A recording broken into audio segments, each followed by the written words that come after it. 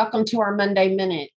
Today, I'd like to talk with you about a significant change that has occurred in the home health proposed rule, and if finalized, will be a very significant change that I fear many have overlooked or might have minimized the impact that this change could have on home health reimbursement in 2022.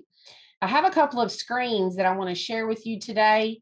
The first screen you see outlines the changes in the increase and decrease in case mix weights, with 223 HIPS codes having an increase in case mix weight, with the average increase being 4.6%. The largest increase with the HIPS code you see on the screen, a 20% increase. 209 HIPS codes will have a decrease in case mix weight, with that average decrease being 4.9%. The greatest decrease being the HIPS code you see on the screen, with that decrease being 22.57%. I have taken those two HIPS codes with the Orange County Florida CBSA code, and as you can see, that change is going to cause about a $600 difference in reimbursement with the increased one, the highest increased one, and the biggest decrease, about a $200 dip in reimbursement. These are the 12 clinical groupings as you see on the screen. Each of them have 36 HIPS code possibilities that would go into the calculation of the eventual HIPS code. Each of these 36, as you can see, I've outlined whether they will increase or decrease in case mix weight based on that proposed rule. Wounds being the highest with surgical aftercare. Endocrine actually has 29 categories that will increase with 7 decrease. Then we have musculoskeletal rehab, behavioral health, and MMTA GIGU, which will each see 18 of their categories increase and 18 of their categories decrease.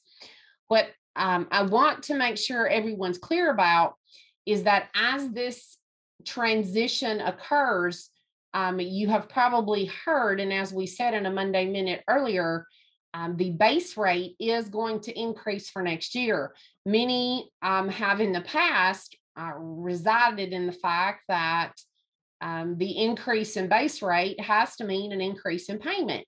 The reality is the wage indexes also are looked at every year. In most years, wage indexes all change, some increase, some decrease. In addition to the wage index and base rate changes this year, as you just saw, significant changes in case mix weight. And on top of that, many of the aspects of the building of the PDGM HIPS code are also changing, including the points that go into the calculation of the functional score, which is a very significant piece of the HIPS code.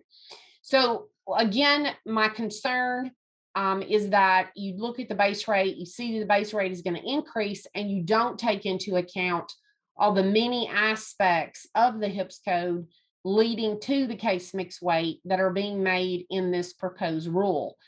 So you've got to look at it as an entire picture, and hopefully as you begin budgeting for 2022, you'd have someone that digs really deep into these calculations, and if nothing else, looks at your top 15 or 20 HIPS codes from last year and exactly how all these changes would impact those HIPS codes, and give you what we hope to be a realistic outcome as a result of those calculations. I want to thank you for participating today. Thank you, as always, for being on the front line and taking care of patients during this public health emergency. I have so enjoyed seeing many of you in conferences this summer, and hope to see a large majority of you at the October NOC conference in just a few weeks. Thanks, and have a great week.